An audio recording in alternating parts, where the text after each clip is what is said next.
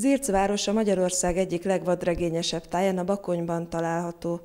Kis méretei ellenére mindössze 7000 fős lakossága van, rengeteg kulturális kincsel rendelkezik. Ezek közül a legismertebb és a város életét történetileg meghatározta a ciszterci apátság, de vannak itt más látnivalók is.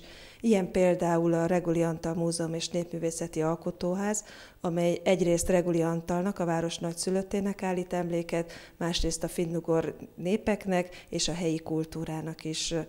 Ezért két állandó kiállítás található benne, az egyik Reguli Antal életét és munkásságát mutatja be, a másik pedig a Bakony népművészetét.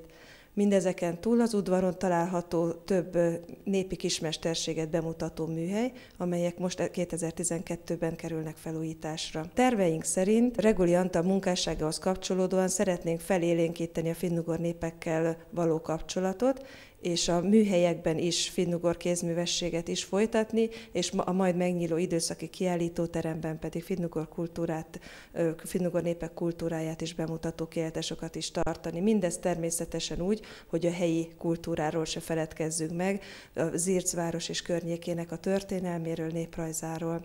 Reguli Antal munkásságának legnagyobb értéke nyilvánvalóan az, hogy a helyszínen tanulmányozta a finnugor népeket, méghozzá nem is egyet, hanem sokat, mindezt pedig több helyen elsőként. Reguli Antal 1819-ben született itt Zircen, ezért is található itt szüleinek lakásában az emlékmúzeum.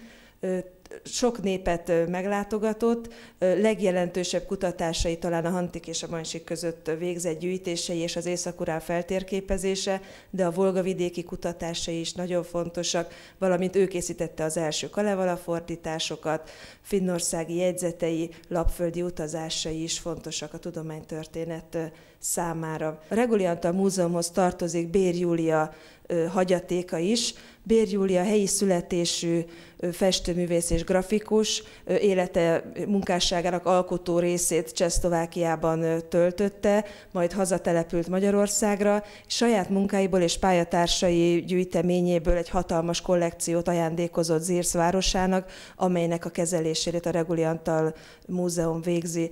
Ezeknek az együttes céloknak a megvalósítása természetesen egy távlati feladat, az épületen jelenleg folynak a felújítási munkák, remélhetőleg majd az állandó kiállításokat is fel tudjuk újítani, a műhelyek idei megújulása után jövőre már talán teljes pompájukban várhatják a látogatókat.